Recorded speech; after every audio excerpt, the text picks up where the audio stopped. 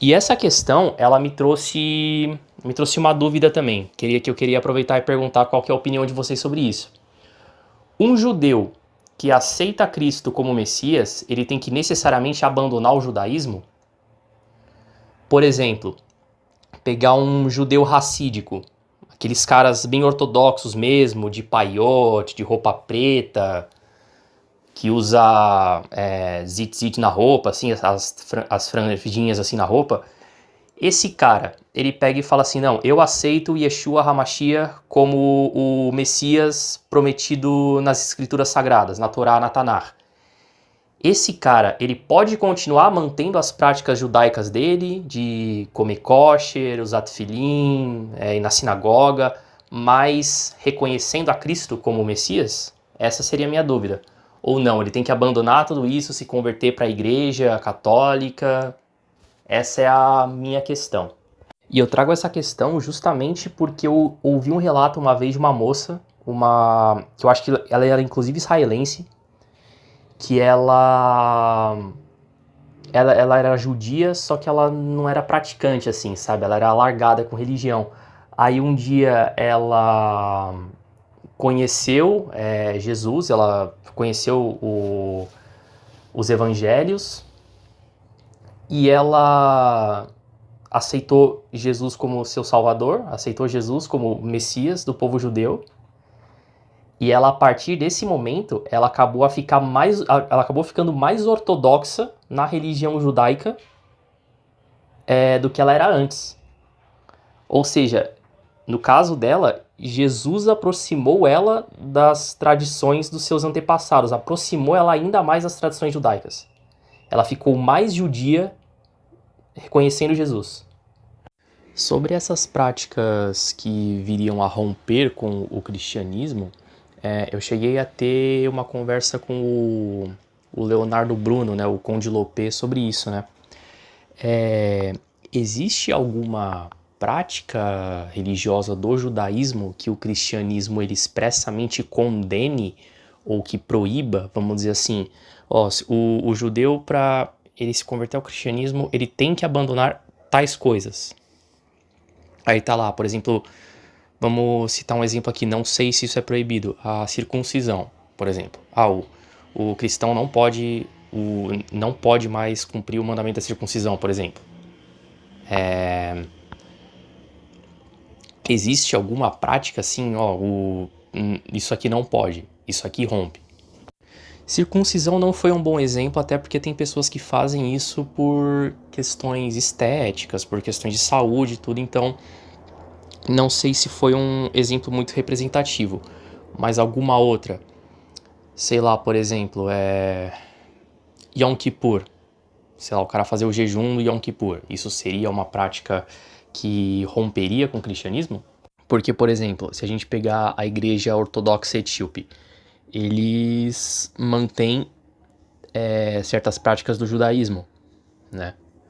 Até porque os etíopes, eles acreditam que são uma espécie de sucessão da linhagem dos israelitas através do rei Salomão, né? Tem essa história aí. Mas, por exemplo, a igreja ortodoxa etíope, eles mantêm certas práticas ainda, como a própria circuncisão, leis de pureza ritual, por exemplo, relacionadas à menstruação, parto. Eles até trajes, por exemplo, as mulheres elas costumam cobrir a cabeça, né? Então eles mantêm ali certas, diria até bastante práticas, né, do que o judaísmo antigo tinha, né? Os etíopes.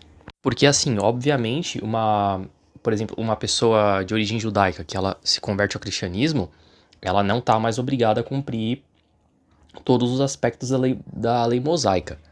Mas o que eu queria entender mesmo é se o cristianismo traz alguma questão proibitiva a respeito do cumprimento dessas leis. Por exemplo, assim, a pessoa ela não se vê mais obrigada a cumprir aquilo, mas ela cumpre por uma questão de tradição, vamos dizer assim, porque ela quer manter, vamos dizer assim, a cultura judaica viva, sabe? O judaísmo rabínico, ele é cheio de elementos assim acidentais, vamos colocar, que eu não acredito que sejam acidentais, que convergem com o cristianismo.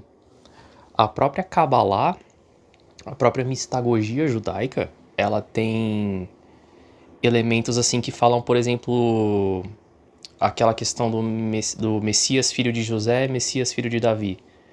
O Messias filho de José, por exemplo, ele é um Messias que ele vem para ser morto, para ser, a palavra que eles usam, se eu não me engano, é humilhado, para que depois esse mesmo Messias retorne como o Messias filho de Davi, que seria o Messias vindo em glória. Qualquer semelhança com a primeira e segunda vinda de Cristo não é mera coincidência.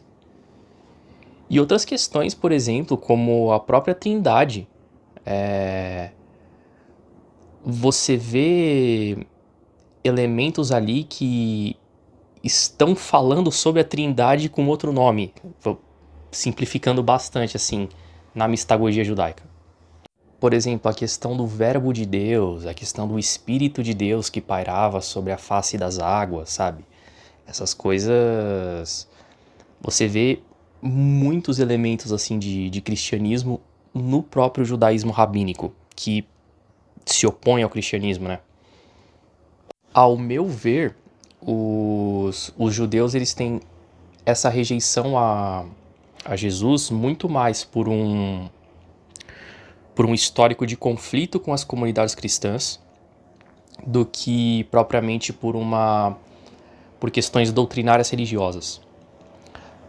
Até porque, recentemente, né, com o apaziguamento das relações entre cristãos e judeus, muitos judeus têm se interessado mais pela figura de Cristo, estudado inclusive o Novo Testamento, os Evangelhos, e têm encontrado ali diversos pontos de convergência.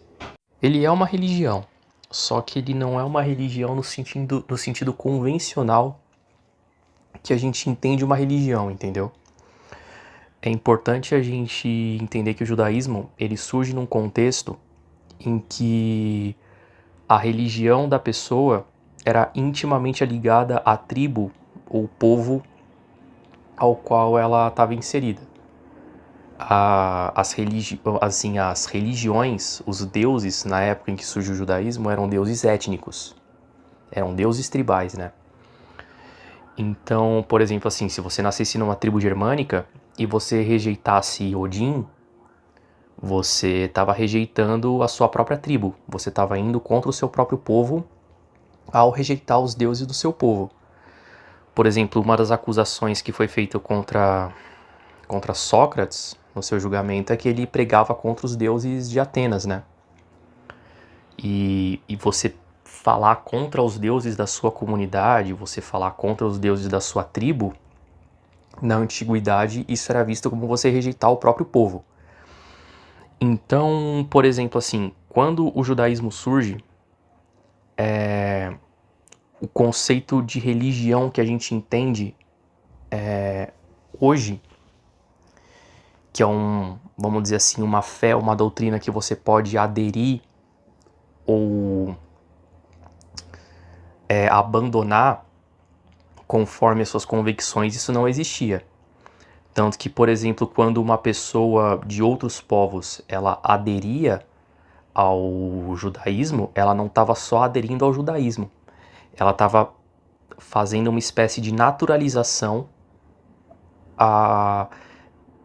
fazendo parte agora daquele povo de Israel. Porque o que se entendia, sei lá, por exemplo, um egípcio que se convertesse ao judaísmo, ele estava abandonando o Egito, estava abandonando as tradições egípcias, estava abandonando os deuses do Egito e, por consequência, deixando de ser um egípcio, e agora estava fazendo parte do povo dos israelitas, né, dos judeus. Não é, por exemplo, religião no sentido de assim, você, sei lá, você pode ser um alemão e ser muçulmano. Você sendo um alemão e sendo muçulmano, por exemplo, você continua sendo alemão. Você só tem uma religião, assim, diferente da maioria dos alemães. Você pode ser um japonês e ser católico. Você continua sendo japonês, você não rejeitou, vamos dizer assim, a sua identidade japonesa. Você só tem uma fé que, assim, é diferente dos demais japoneses, entendeu? Não existia essa questão da universalidade na religião. Apesar de que o Deus judaico ser o primeiro Deus que vem com ser a primeira, vamos dizer assim, fé que vem com a ideia de um Deus universal, ainda assim mantém características tribais por conta do próprio contexto de época em que essa religião surgiu. Tanto que o processo de conversão ao judaísmo, o sentido dele não é de conversão. É uma palavra que é giur, né? Giur não seria conversão, seria uma espécie de naturalização. É literalmente como assim, se você mudasse de país e você se naturalizasse. Existem outras religiões que são assim também. Por exemplo, para muitos hindus, você só pode ser hindu se você nasceu na Índia. Para eles, assim, um ocidental que começa a praticar o hinduísmo, eles podem até achar, bacana, beleza, mas você é ocidental, então você é cristão. Para muitos hindus funciona assim. Não sei se para todas as linhas do hinduísmo, mas para algumas eu sei que funciona assim. O shintoísmo, se eu não me engano, também é assim. Você tem que ser japonês para ser shintoísta, até porque uma das crenças da religião shintoísta é de que a família imperial japonesa é descendente da deusa Amaterasu, né, que seria a deidade do sol japonesa. O imperador do Japão, por muito tempo, também era o sumo sacerdote da religião shintoísta, né? Então, se eu não me engano, existem templos, né? Depois da popularização, né? Depois que o Japão se rendeu na Segunda Guerra Mundial e o imperador perdeu, né, o status dele de divindade, existem, por exemplo, templos shintoístas na Califórnia em que o diretor do templo é americano. Ele é um americano branco. Mas, salvo engano, se teve essa mudança é recente, mas o shintoísmo também é uma religião que para você ser um praticante dela, você necessariamente precisa ser japonês. O shintoísmo que veio para o ocidente deve ser uma versão Nutella, assim, uma versão bem açucarada do shintoísmo, vamos colocar nesses termos, né? Mas, bom, se você tem uma religião que literalmente prega que a família real do seu país tem que ser adorada como uma divindade, então, assim, faz muito mais sentido que seja uma religião étnica, né? A religião judaica, ela não é etnicista. Isso, isso a gente pode afirmar com certeza, até porque uma pessoa pode muito bem se converter ao judaísmo. O que acontece é o fenômeno do nacionalismo judaico, né? A ideia de que o judeu ele é uma espécie de nação, por exemplo, igual o francês, ou igual o inglês, ou igual o alemão, entendeu? E esse é um fenômeno que veio dos nacionalismos do século XIX, né? A ideia de falar, por exemplo, assim, que se a gente pegar em termos religiosos, os judeus eles são uma nação unida por laços estritamente espirituais. Mas com a ascensão dos nacionalismos, e até o próprio sionismo, que é o nacionalismo judaico, ele adquire um caráter étnico. E por consequência disso, algumas comunidades judaicas vão olhar com uma certa rejeição à ideia de conversões. Algumas comunidades judaicas vão, mas muito mais por uma influência moderna, por uma influência, vamos dizer assim, mais ligada a questões nacionalistas do que propriamente religiosas. Sei lá, por exemplo, você tá num país onde a comunidade judaica que tem lá é, sei lá, Ashkenazi. Aí o cara, sei lá, um latino, ou ele é um afrodescendente, ele quer se converter à religião dos caras que veio da Polônia, da Ucrânia, sabe? Da Rússia. Vai ter, alguns ali vão olhar e falar assim, pô, esse cara aqui, ele não, entendeu? O que é errado, né? O que se a gente for olhar em estrito senso que a religião judaica fala a respeito de conversões, isso seria errado. Mas tem comunidades que fazem isso. Então, só um detalhe importante, até para a gente entender como que é o judaísmo atualmente e até para desvincular um pouco dessa ideia do farisaísmo na época do Segundo Templo, é que dos 613 mandamentos, uma boa parte, e uma parte assim significativa deles é impraticável. A própria questão da destruição dos povos amaldiçoados. Aí alguém pode argumentar assim, não, mas o Netanyahu chega lá na TV israelense e fala que tem que destruir o povo de Gaza porque eles são Amaleque. Primeiro, que a interpretação do Netanyahu vem muito mais de uma interpretação cristã evangélica, né, do que propriamente uma interpretação judaica. Amaleque é um conceito muito mais espiritual do que um povo que está aí para destruir os israelitas, né? Isso não existe. Então essa questão da destruição de nações amaldiçoadas, isso já cai por terra, é um mandamento impraticável. A questão do apedrejamento de adúlteras, outra também. Tem muitas leis que são apenas para a casta sacerdotal, ou que são apenas para os reis, ou que são referentes apenas ao templo, que são 3 coisas que hoje não existem mais. A questão da sinagoga. Eu não sei se existe algum mandamento que de maneira expressa diga que a pessoa tem que ir na sinagoga. Tem a questão do jovem judeu que tem que fazer o bar mitzvah, e tem a questão de ele escrever uma Sefer Torah, né? Ter ali uma letra dele pelo menos num rolo de pergaminho da Torá. Mas a questão de ir na sinagoga, bom, em muitos lugares ao longo da história, a própria existência de sinagogas era proibida. Então, muitos judeus praticavam suas orações, inclusive em casa, né? Não há nenhum impeditivo disso. Então, não acho que haja assim, uma exigência de precisar ir na sinagoga. Até porque a sinagoga ela é muito mais um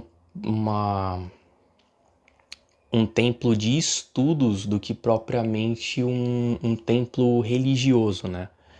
Muito mais um templo de oração e estudos, porque e isso é um ponto importante. O rabino, ele não é um sacerdote. Ele é um professor da lei, né? Então, mas aí que é o ponto, né? Porque o judaísmo ele não trabalha com a letra fria ali das escrituras sagradas, né? Ele trabalha muito mais, inclusive, com a questão da tradição oral, com o que foi estabelecido para além do texto bíblico, entendeu? Se estuda muito mais pelo Talmud e outros livros, né? Outras literaturas do que propriamente ali pelo Antigo Testamento, né? Então, por exemplo, tá lá na Torá, tá lá em Deuteronômio, que a pessoa que ela pratica adultério, ela tem que ser apedrejada. Mas, isso eu já vi explicação de rabino falando, que essas leis, elas são muito mais exemplificativas para demonstrar a gravidade do que a pessoa fez, do que propriamente para a prática de uma execução. A lei estabelece lá, a pessoa que ela pratica adultério, ela tem que ser apedrejada muito mais a título exemplificativo. Para falar assim, uma pessoa que faz tal coisa, ela merece tal punição. Mas não necessariamente essa punição vai ser aplicada, entendeu? O Antigo Testamento, eu falo o Antigo Testamento, o texto bíblico, esquecendo Talmud, esquecendo tradição oral, essas coisas. Isso, segundo a visão judaica, ele estabelece esse tipo de punição severa justamente para coibir que a pessoa venha a fazer tais coisas. É muito mais nesse sentido do que efetivamente aplicar tais punições. Não que essas punições nunca tenham sido aplicadas, mas existe discussão em volta disso, como eu até tinha especificado. Tem um trecho do Talmud em que os rabinos eles estão discutindo a aplicabilidade de punições, tipo de penas de morte, né? E eu não lembro qual foi, me fugiu mesmo, o que fala que o tribunal rabínico que aplicar uma pena de morte de 70 em 70 anos, ele já pode ser considerado um tribunal sanguinário e ilegítimo, né? Aí, questões de regras alimentares e, por exemplo, circuncisão, são pontos a serem discutidos também, porque dentro de determinadas culturas, independente da religião que a pessoa daquele contexto siga, não consumir certos tipos de animais ou certos tipos de carnes é uma questão cultural. Então, por exemplo, a pessoa não come frutos do mar ou carne de porco por questões culturais. Isso contradiz, isso transgride a nova aliança? Por exemplo, pessoas que fazem circuncisão por uma questão cultural associada à higiene, à profilaxia, isso transgrediria a nova aliança? Ainda que por trás disso haja uma questão cultural, não só ali uma questão de higiene, de profilaxia, de estética, enfim. Aí são pontos discutíveis. Até que nível a pessoa. Até que nível essa questão cultural se torna uma transgressão ou não, né? Exato, o Talmud não é infalível e o próprio judaísmo admite isso. O Talmud ele é todo construído em cima de debates, inclusive, de um rabino discutindo com o outro, discordando, aí às vezes aí às vezes no final da discussão se chega a duas conclusões diferentes e que uma linha vai seguir a conclusão de tal rabino e outra linha vai seguir a conclusão de outro, e ou que na dúvida se segue tal coisa, entendeu? O Talmud ele não é um livro sagrado, ele é um livro de tradições. Beleza, vamos lá. Primeiro ponto. Até que ponto o Talmud é assim? Eu não saberia responder. E dependendo de para qual rabino ou autoridade do judaísmo você perguntar, a pessoa vai ter uma resposta diferente. E essa é uma questão importante, né? O judaísmo ele não é uma religião monolítica. Ele é muito mais, na verdade, fragmentado do que a gente imagina. Existem muitas linhas diferentes de interpretação.